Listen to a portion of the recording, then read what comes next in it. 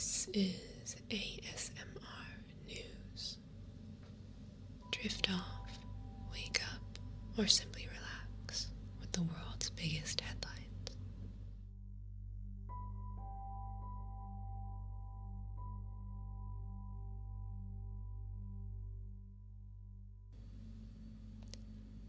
The World Health Organization reports that COVID-19 is increasingly being spread by younger people in their 20s, 30s, and 40s who often don't know they are infected. WHO said the proportion of young people infected with the virus is continuing to rise, and that they are putting the elderly and other vulnerable groups at risk. Many European countries have seen a resurgence in the number of cases since social distancing measures were relaxed.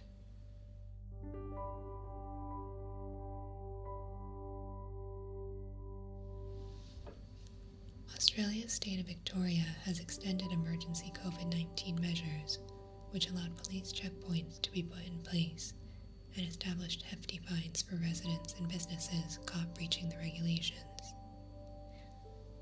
Victoria took action on August 2nd as it emerged that the majority of Australia's COVID-19 cases had been recorded in Melbourne. More than 17,000 cases have been reported in the city, while Australia as a whole has recorded almost 24,000. Residents can leave their homes only for food, caregiving, and essential work. Exercise is permitted once a day within 3 miles of home.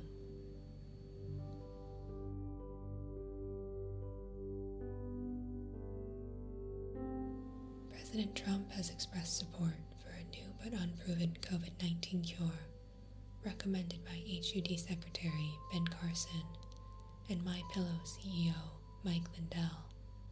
Some researchers believe that the botanical extract oleandrin may have some value in treating cancer, but there is no data showing that it is effective against the coronavirus. Lindell, who is known to be well connected with the president, has a financial stake in the company developing the oleandrin product, Phoenix Biotechnology. Before oleandrin, Trump touted hydroxychloroquine, an anti-malarial drug to treat coronavirus. However, numerous scientific studies have shown the drug to be ineffective against COVID-19.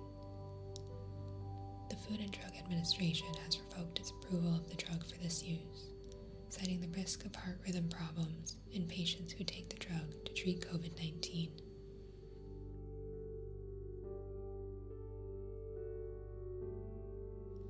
In an attempt to appeal to women voters, Trump pardoned suffragette Susan B. Anthony, who was arrested in 1872 and fined $100, which is worth over $2,000 today, for attempting to vote. In 1878, she and Elizabeth Cady Stanton convinced a U.S. senator to introduce an amendment to the U.S. Constitution giving women the right to vote. It was eventually ratified as the 19th Amendment to the Constitution in 1920. Anthony died in 1906 at the age of 86. While Biden leads Trump by an average of 8% in national polls, according to Real Clear Politics, he leads by 20% among women.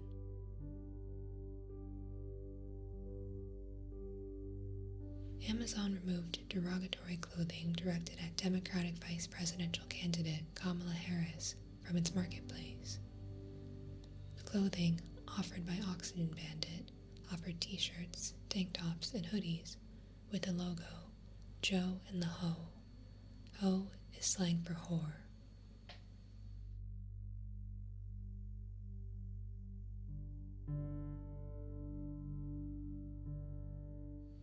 A husband and wife who pointed guns at racial justice protesters in the U.S. will participate in the Republican National Convention in August. Mark and Patricia McCloskey, both lawyers, were filmed with weapons as demonstrators marched along their private Missouri street in June. They gained national prominence after the clip was widely shared and were later charged with unlawful use of a weapon over the incident. The couple said they armed themselves because they felt threatened.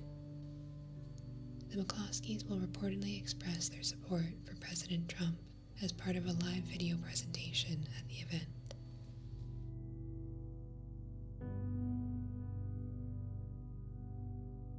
Former First Lady Michelle Obama launched a stinging attack on President Trump in a speech at the Democratic National Convention, where Joe Biden was officially nominated to represent the Democratic Party in the U.S. presidential election.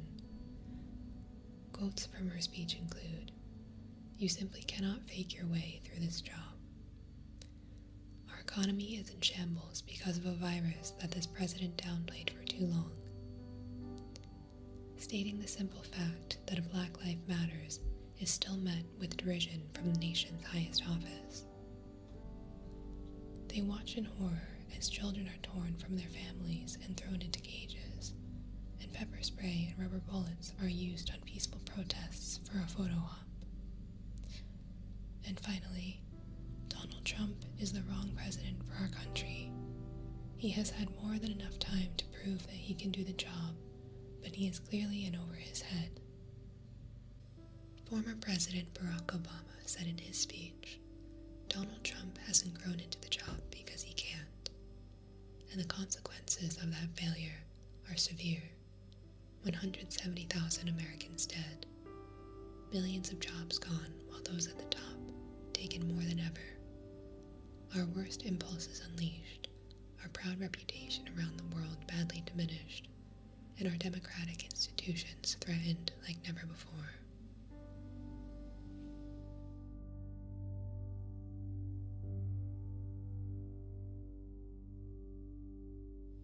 Governor Greg Abbott announced Texas will ban a raise in property tax for all localities that defund the police. The move, announced on Tuesday, is designed to stop Texan towns and cities from following the example of Austin. The Austin City Council unanimously approved a proposal to cut the police budget by $150 million, about 34% of its current total, and reinvest in other resources, including emergency medical services, domestic violence shelters, and homeless programs. About half the cuts will go to a decouple fund that will transfer many civilian services, like forensic sciences and victim services, outside the police department. Some of the money will go to a reimagined safety fund, whose goal is to divert dollars from the fund towards alternative forms of public safety and community support through the year-long reimagining process.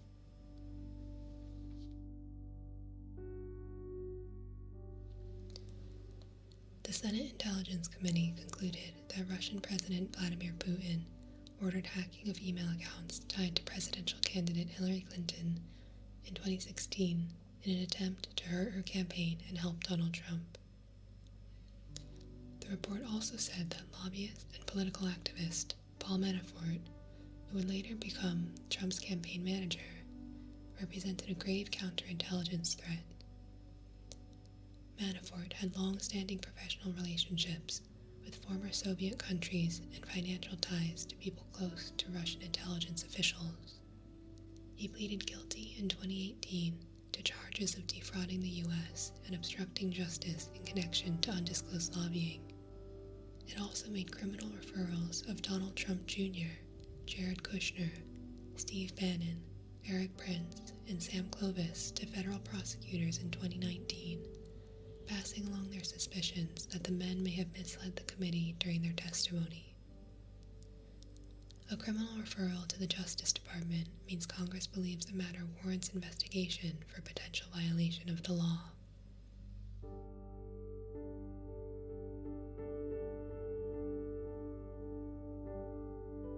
Former Trump advisor Steve Bannon and 3 other men, Brian Kolfage, Andrew Battleato, and Timothy Shea, have been indicted on charges of defrauding donors who gave money to We Build the Wall, an online fundraising campaign to help build a border wall. Bannon and co-defendant Brian Kolfage told the public that they were a volunteer organization and that 100% of the money raised would go towards their stated goal, which was to raise money for the federal government to build a wall along the US-Mexico border. Those representations were false, the indictment said. Prosecutors claimed that Colfage, Bannon, Andrew Badolato, and Timothy Shea took money for themselves as the campaign raised upwards of $25 million. The indictment alleges that Bannon received more than $1 million through a non-profit that he used for personal expenses and to pay Colfage. President Trump said he felt very badly, but added that he had not been dealing with Bannon for a very long period of time. Bannon left the White House in August 2017.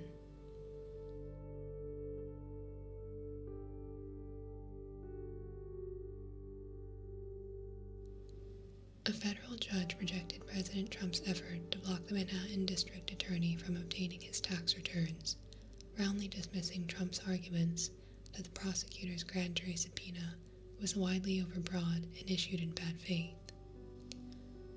The ruling marked another setback for the president in his year-long legal fight to block the subpoena. The conflict has already reached the Supreme Court once and could end up there again, as Mr. Trump's lawyers quickly filed papers saying he would appeal.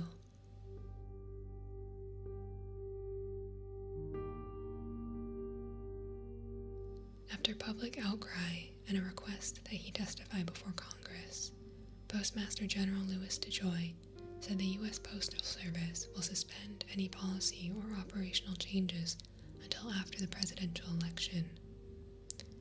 Critics claimed that DeJoy was hindering the agency's ability to accommodate an unexpected surge in mail-in voting, which he denied. DeJoy, a close ally of President Donald Trump and a longtime Republican donor who was appointed in May, said he had come to the federal agency to make changes to improve its long-term sustainability, but that he intended to delay the efforts as scrutiny of the practices has grown.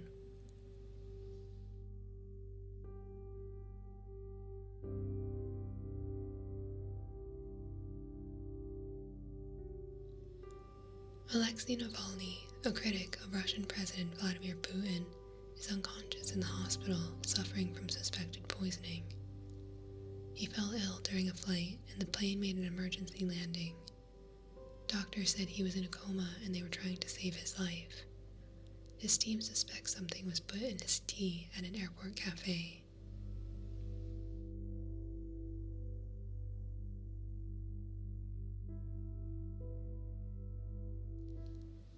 North Korean leader Kim Jong-un has reportedly delegated more responsibilities to his aides, including his sister, Kim Yo-jong. Mr. Kim still maintains absolute authority, but handed various policy areas to others to reduce his stress levels, said South Korea's National Intelligence Service, and said Ms. Kim is now steering overall state affairs.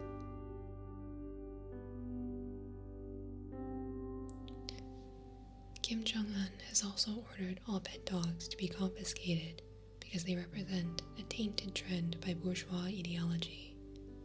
However, many believe the dogs are being rounded up to feed the starving masses.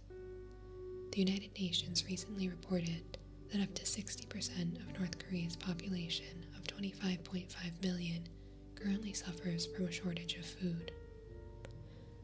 Dog meat is considered a delicacy in North Korea, with many restaurants specializing in the dish.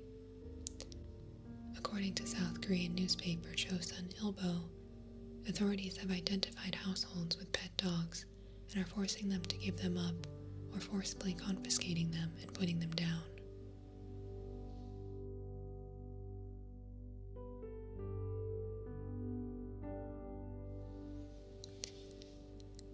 Canada's Finance Minister, Bill Morneau, resigned Monday amid charges he received a free trip and granted favors to a well-known and well-connected charity.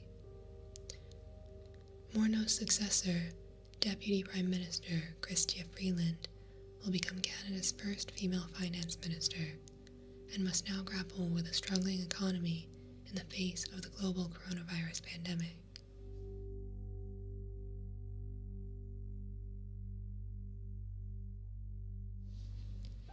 The University of North Carolina, Chapel Hill, canceled in-person classes for the fall semester in response to an outbreak of COVID-19 on campus. The 30,000 student university, which made the announcement 1 week after classes began, is one of the largest in the US to cancel in-person learning. As of Monday, the university had 177 students in quarantine and 349 in isolation. Student leaders expressed frustration because they said that they had been warning the university administration for months that this would happen. On Tuesday, the University of Notre Dame in South Bend, Indiana, suspended in-person classes and moved to an online instruction for at least 2 weeks, after 80 new cases were confirmed on Monday. The testing revealed a 19.1 positivity rate, nearly 4 times the rate the World Health Organization recommends for reopening.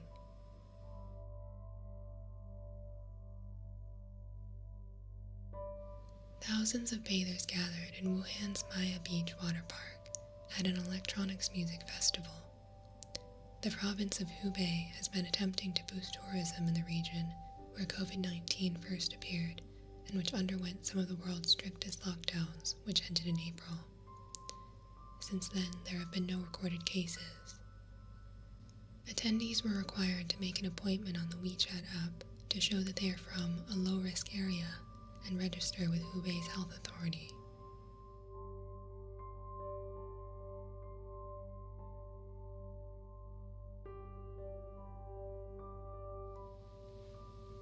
The German state of Bavaria has tracked down most of the people returning from abroad who tested positive for COVID-19, but were not told about it.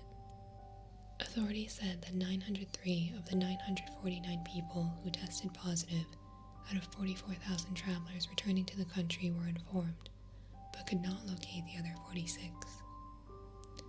The tests had been carried out up to 2 weeks ago at special centers, but problems with data entry meant that the travelers had been waiting for their test results for days. Germany has managed to keep its numbers of COVID-19 cases and deaths relatively low compared to other European countries, but there are concerns about a possible second wave of the pandemic.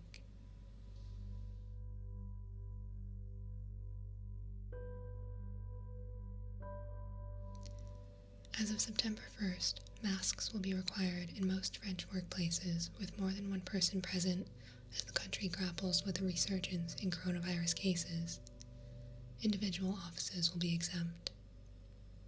Its average number of new cases over 7 days is now well above 2,000, double what it was at the start of the month. About 220,000 people have now been infected, and more than 30,000 have died.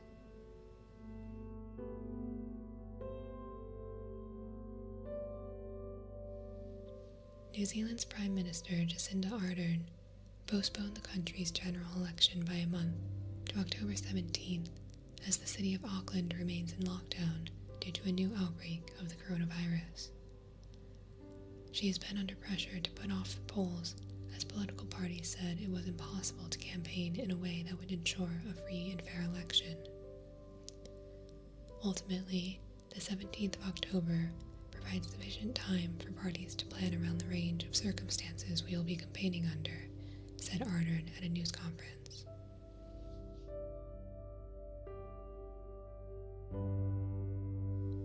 Airbnb has banned house parties to comply with limits on gatherings in the wake of the coronavirus pandemic, saying it will take legal action if guests or hosts break the rules.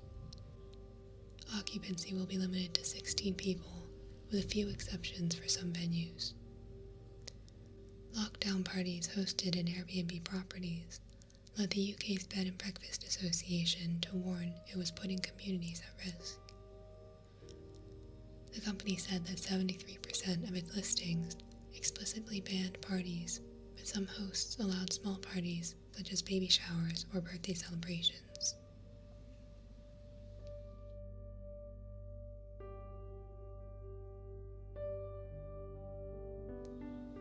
The Brazilian Congress voted to make the use of masks mandatory in closed places like commercial establishments, many workplaces, religious temples, and schools, overturning President Jair Bolsonaro's veto on such requirements. It also upheld the right of mayors and governors to fine those who disobeyed the requirement.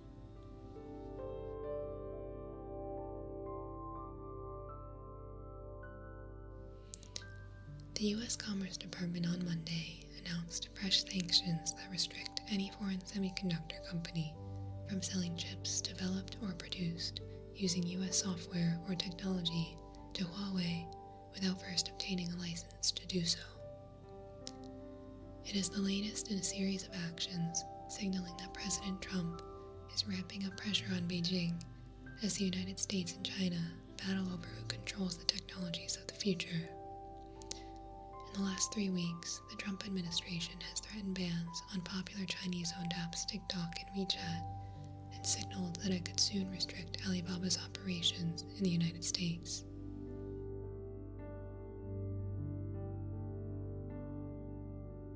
The U.S. Interior Department approved a plan to lease parcels for oil drilling in Alaska's Arctic National Wildlife Refuge.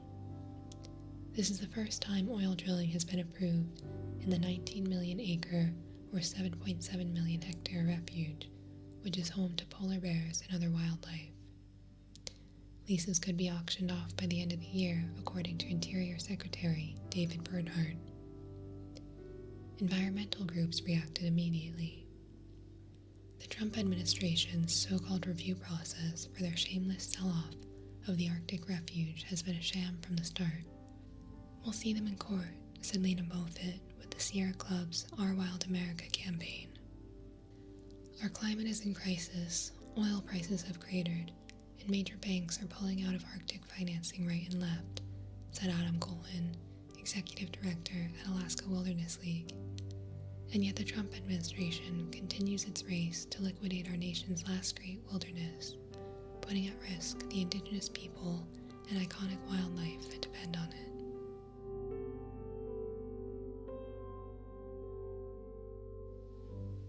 The captain of the ship that spilled hundreds of tons of oil off the coast of Mauritius has been arrested and charged with endangering safe navigation, police said.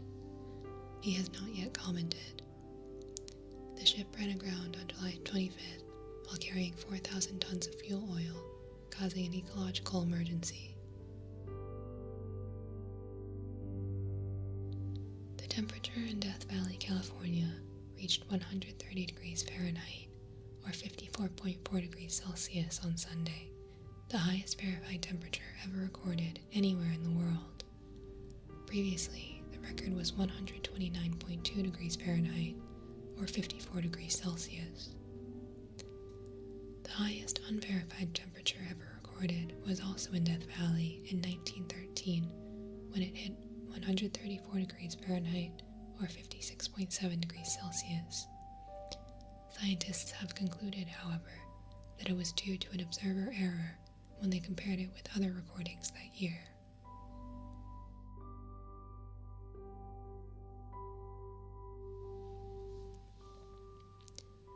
Fire has destroyed a Brazilian farm that served as a sanctuary to 15% of the world's population of blue macaws.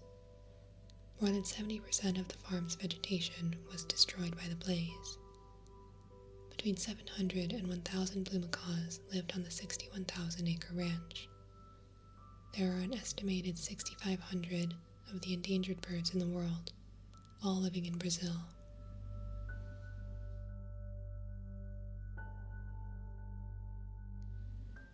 President Alexander Lukashenko of Belarus on Tuesday rejected any compromise as protests continued 9 days after his election.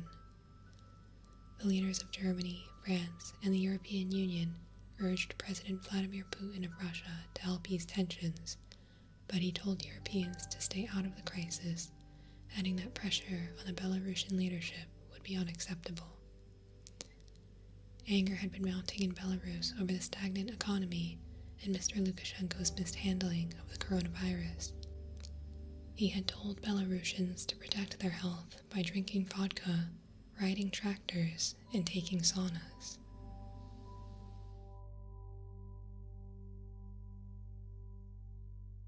Mali's President Boubacar Keïta resigned after soldiers in Mali detained him and the Prime Minister and other top officials in an apparent coup attempt. There has been anger among troops about pay and over a continuing conflict with jihadists, as well as widespread discontent with President Keita. At least 16 people were killed in Somalia's capital, Mogadishu, when the Islamist group Al-Shabaab detonated a car bomb and then opened fire with assault rifles on a seaside hotel. The death toll includes 11 victims and 5 assailants. Al-Shabaab, which has been battling the country's government since 2008, wants to establish its own rule based on a strict interpretation of Sharia law.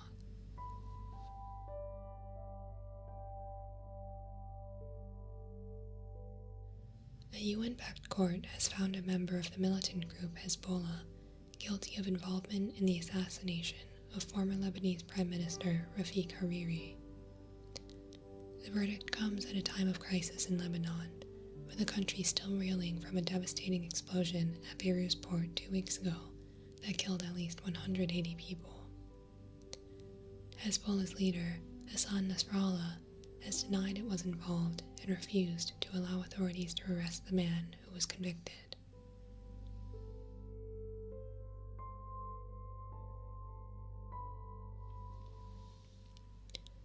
A Brazilian judge has ordered Google, Facebook, and Twitter to remove the personal details of a 10-year-old rape victim that were published online by an anti-abortion activist seeking to stop her from having a termination.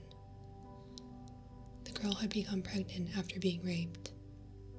Police arrested a man suspected of raping her on Wednesday. The case has caused widespread anger in Brazil.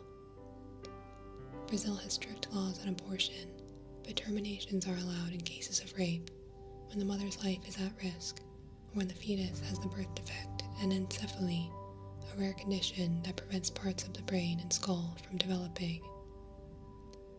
Even though the girl had been given legal permission to have her pregnancy terminated, anti-abortion activists tried to stop it from being carried out by protesting outside the hospital.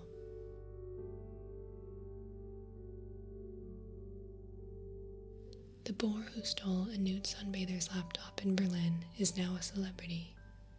Elsa, as the boar has been named, gained instant internet notoriety when photos of her heist went viral. Now her fame might save her from hunters. Each year, Berlin culls the boar population, estimated to be 5,000, to prevent starvation, aggression, and the potential passing of diseases to humans. But an online petition to save her has garnered 9,000 signatures. Officials have not ruled out that she could be culled, but said it was unlikely that a mother with piglets would be culled.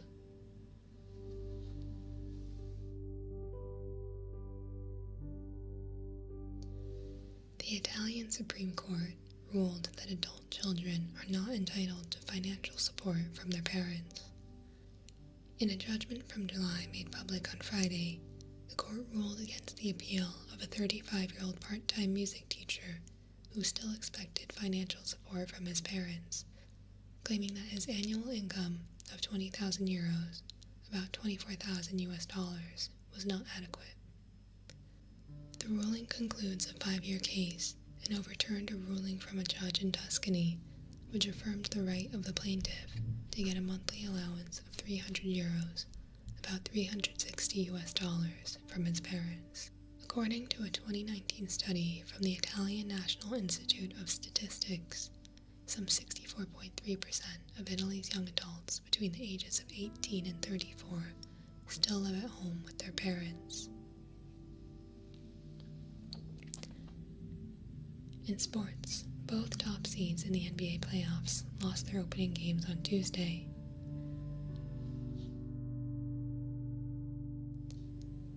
The Los Angeles Lakers lost to the Portland Trail Blazers by 100-93 in the Western Conference, and the Milwaukee Bucks lost to the Orlando Magic 122-110 in the East. First-round playoffs will continue throughout the week. Paris Saint-Germain beat RB Leipzig 3-0 in a European Champions League semi-final match on Tuesday evening. Bayern Munich beat Lyon also by 3-2 in the other semifinal match on Wednesday. The finals will be played on Sunday. This is